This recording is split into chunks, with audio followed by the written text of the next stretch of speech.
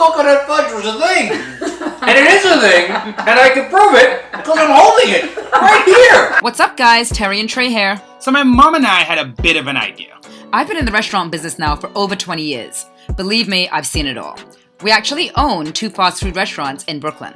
So we decided, why not combine 2 of our favorite things, basketball and food. We're going to be eating with basketball lovers, talking hoops, food, and everything in between. So sit back, enjoy, and welcome to Basketball Bites. I am Jonathan Macri. You need to know who Jonathan Macri is. He's the next great Knicks reporter. He's the dean of Knicks Film School. He does the post-game every night from his Twitter page. He's a father, husband, and teacher in real life, and he's the voice of reason for Knicks fans. Check out his work at Odds Checker and The Step Back, and he claims that he's been hot since 1983. We're going to ask some questions, and I'm going to address some food because we bought some food for Jonathan today from our restaurant, Island Burger. Which I'm very excited about. So a little bit about Island Burger. We are a Caribbean-themed fast food restaurant. However, we cook everything to order, so not completely fast food. What we do is we offer a lot of different toppings that are not typical in America, and also a lot of Caribbean sauces. So for Jonathan, we decided to start off bringing him our grilled shrimp salad, one of our customer favorites. It's grilled shrimp with green leaf lettuce, tomatoes, cucumber, mango, and avocado. Of course, we add our tamarind and garlic sauce, which add a great flavor to it.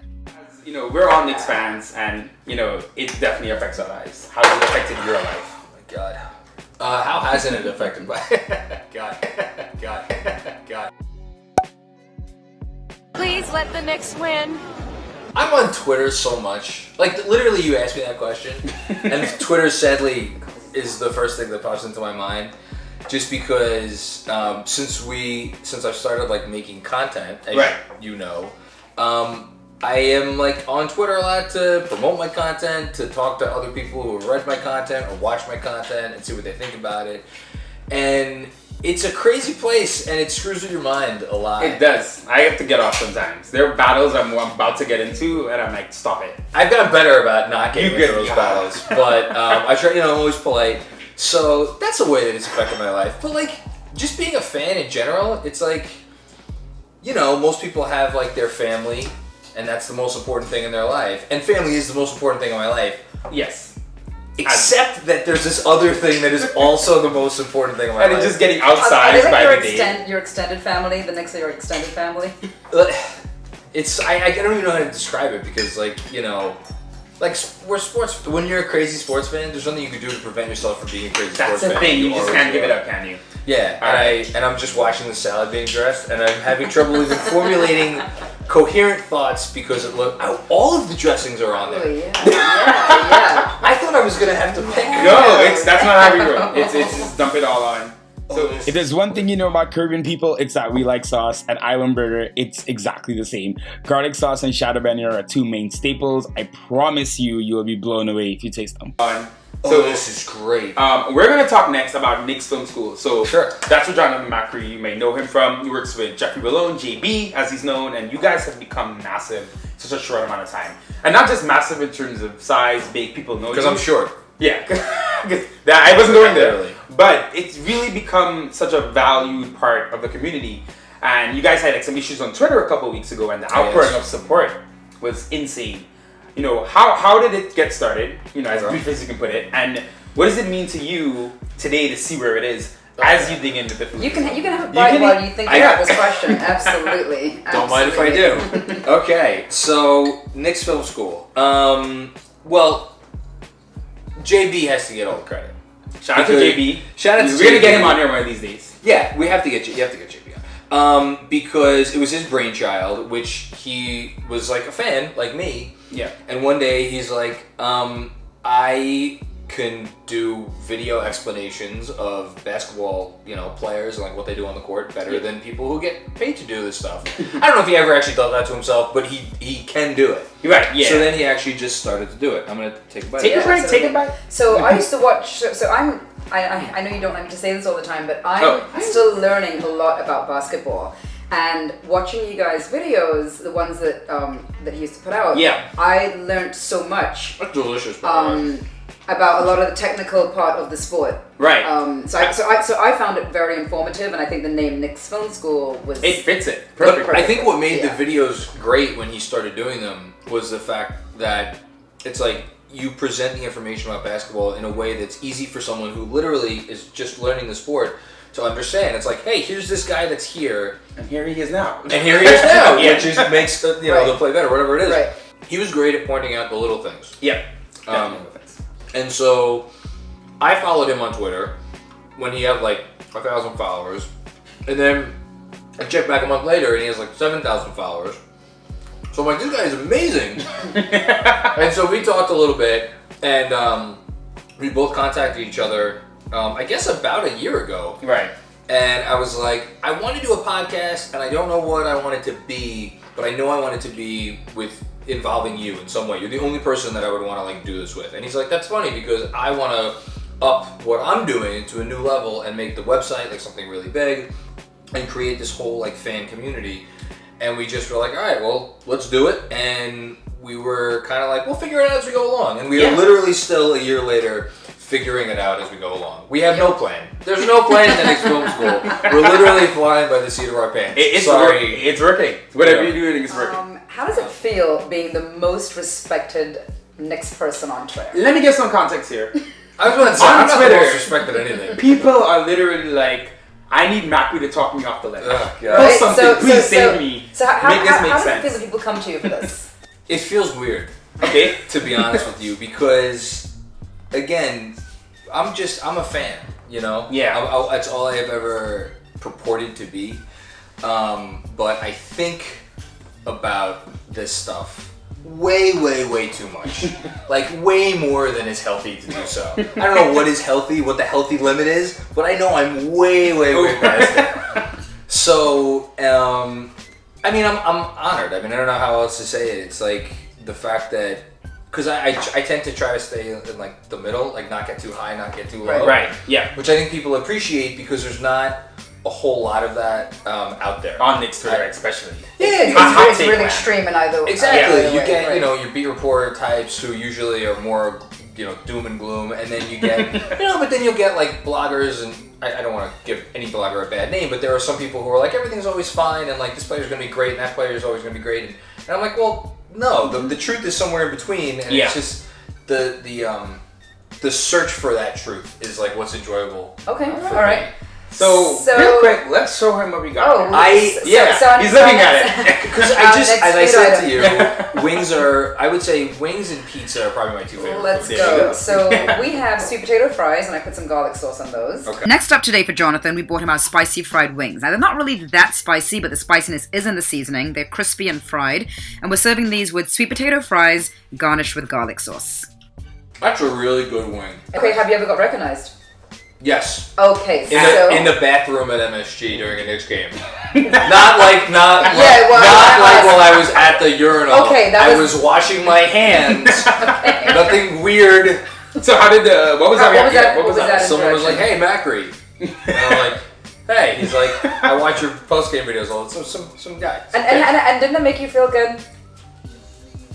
I'd be lying if I said it didn't. Yeah. There you go. It did. Yeah. So what we have here is our Trini-style potato salad. Next up, we have our baby back ribs, which are pork ribs, served with potato salad. Potato salad in Trinidad is done a little different to potato salad here in the United States. So it's more like a mashed potatoes because it's mashed a lot more. However, it's served with red and green peppers, onions, and corn. So barbecue baby back ribs. And we have questions. So this is so much better than regular potato salad. Right? Like regular potato salad sucks. I don't like regular potato salad. This is good. I feel that I should bring out a stag right about now. I think you should. The name of the beer is Stag. I think that's all you need to know. It is a Trinidad staple. It's literally called a man's beer. And as a man, I agree. Stag, a man's beer. So back to your, what's your go-to meal, drink? Sometimes I see you with a cocktail after a tough loss. So the cocktail has a dual. It's to celebrate a great win. Okay, the cocktail, or to deal with a particularly bad loss. Because sometimes you just need brown liquor. Most of the time, while I'm watching, I do enjoy a beer. Okay. Yeah. Or two. In terms of food, when it actually relates to what you were talking about before. When I eat, I eat. I'm like into whatever I'm eating. Okay. And when I'm watching basketball, I'm watching the Knicks. It's like I'm all into that. It's kind of hard to do both sometimes. Yeah, I might snack on like I don't know some like gummy chips, popcorn, gummy bears are a favorite of mine. I'm a big gummy bear guy. Okay, cool. Probably not the best thing to consume a lot of, but I do enjoy a good gummy bear. Hey, the Knicks make us sad sometimes. So whatever makes you happy. Gummy bears do make me happy. As I'm holding my rib and I'm ready to dive in. Cheers. All right, so speaking of dinner and food, you get to take a current Knick and a former Knick to dinner. Who are you picking? What are you asking them? That is a phenomenal question. Let me start with current Knick. Yeah. Okay, yeah. Oh man, this is so tough. You can only pick one. I could only pick one. Only one. The first two names that came to mind were Frank and Mitch, for very different reasons. Okay, what would you ask Frank? What would I ask Frank? I would ask him what the last 2 years have been like for him. Okay. Because It's been a lot. Good, yeah, a lot. It was a lot. I think it's been a lot, and Yeah. I feel like that would give. I'm curious what his answer would be because he seems to me to be like a really thoughtful guy, Right. and I would really want to know what that answer was. And gosh, a former Knick, Willis Reed. Okay. Captain. The captain, just because I think this is just my curiosity. I think being a black athlete back in the time when like the country was going through so much turmoil, I would want to know I would love to hear some of those stories because I'm sure there's a lot of stories that only get shared maybe over an occasional dinner and don't come out in like To the mass yeah, public. exactly. That would be fascinating for me, and plus he's the captain. And he has that iconic moment. I would just like... Yeah, I mean, we would probably talk about that a little bit. Yeah. I think we see Willis coming out. Here comes Willis. And the crowd is going wild. And then Bill Bradley, only because Okay. you get to talk about not only the Knicks' career, but then like his whole career in politics afterwards, and I think that would be a really interesting conversation. There is two miniature sizes of our quite popular burgers. This one is our Island Burger. Next up is our Island Burger staple, which is the Island Burger itself, both with beef and shark. This burger is served with lettuce, tomato, pineapple, and coleslaw, garlic sauce, tamarind sauce, and chowder Benny.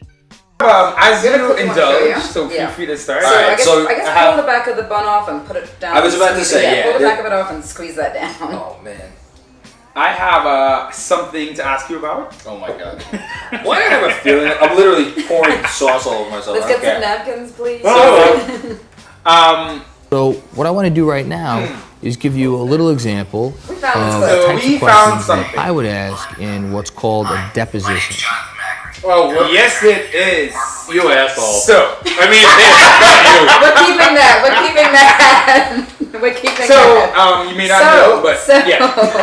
So, Jonathan, you're a lawyer, and we found this clip of you. We found this clip of you. I was an ambulance chaser. So, I ran with the best of them. So, I want to know, how did your law career and law knowledge affect how you cover the Knicks? It's funny you asked that.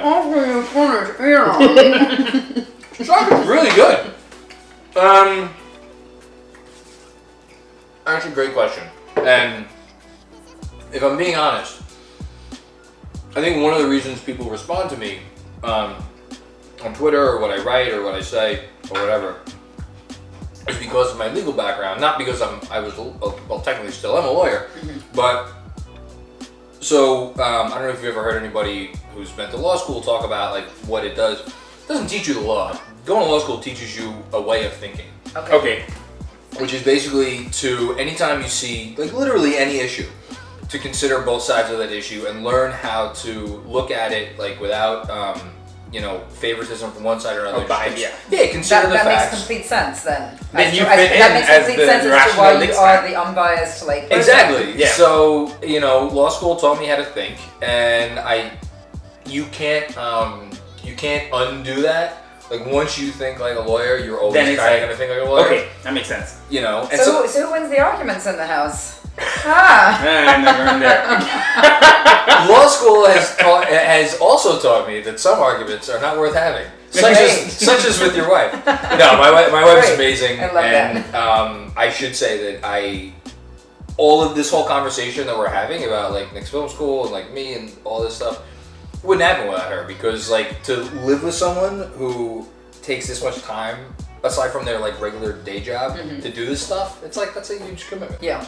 But so I don't argue with my wife. She wins every argument. Got it. Sounds good to me. But yeah, no, my time as a lawyer, even though like I didn't practice what I deem to be necessarily the most it's not a respectable form of law, but like I was a personal injury attorney. It's like there's reasons that people like get out of that profession because it's not the most like it's not a thing that you like can be passionate about for a long time. Right.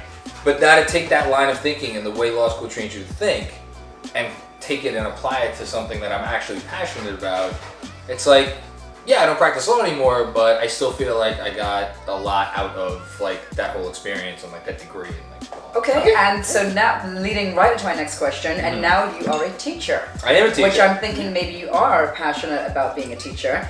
But what is the most rewarding part of your job? Most rewarding being a part teacher? of being a teacher is definitely the kids. I teach.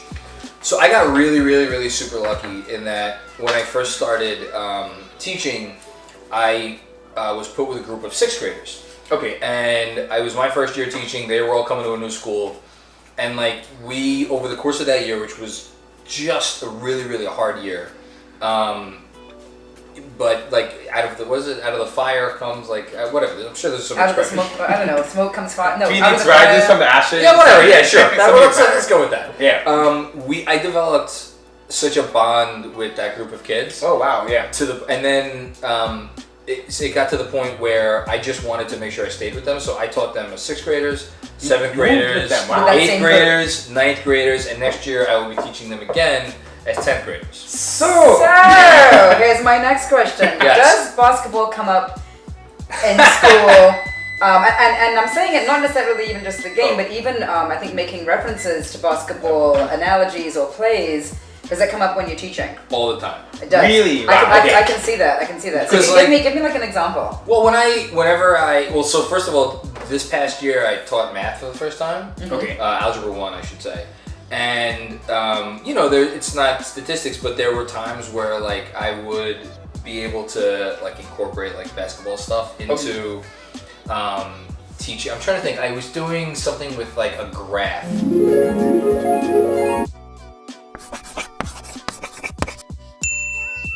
And I was making it like, if anybody's familiar with Algebra 1 or just basic math, you have on a graph, you have like the x-axis and the y-axis, and then if there could be a relationship between the two. So it's like more games played means like more points scored. Okay. For instance. All right. So something simple. Do you have any like diehard fans, like young kids? Wait, we didn't even ask him. Even Hold on. I know Are they they Knicks fans. Knicks fans? How about we The start Nets- there? are Are they they Knicks Knicks fans? They're not Nets fans. Yeah. Even though my school is literally in the shadow of the Barclays Center. It's like down the block. Okay.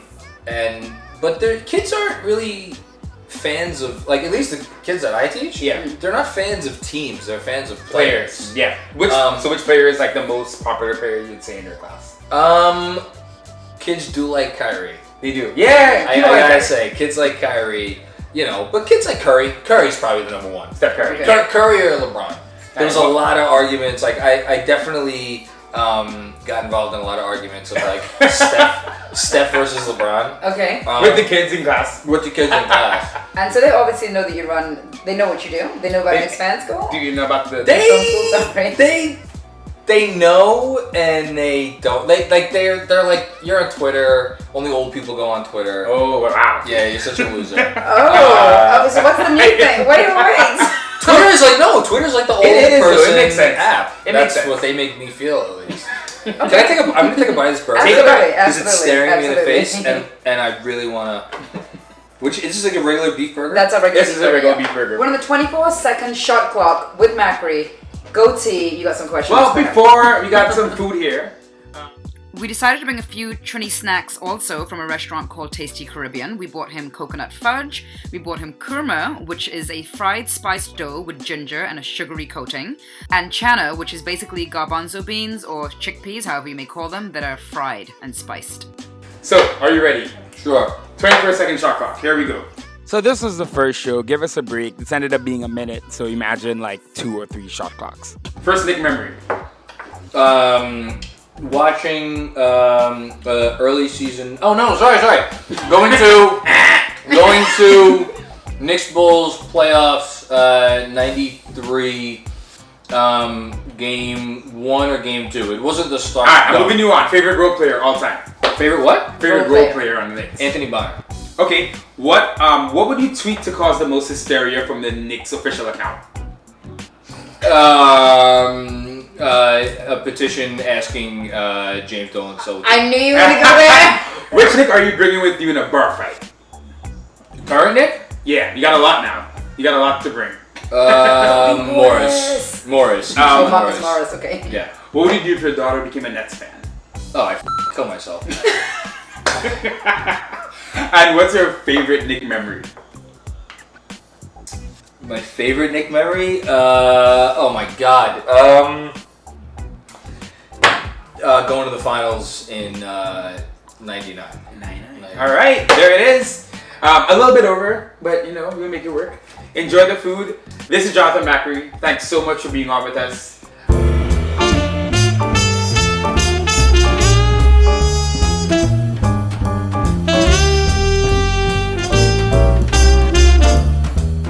Sure.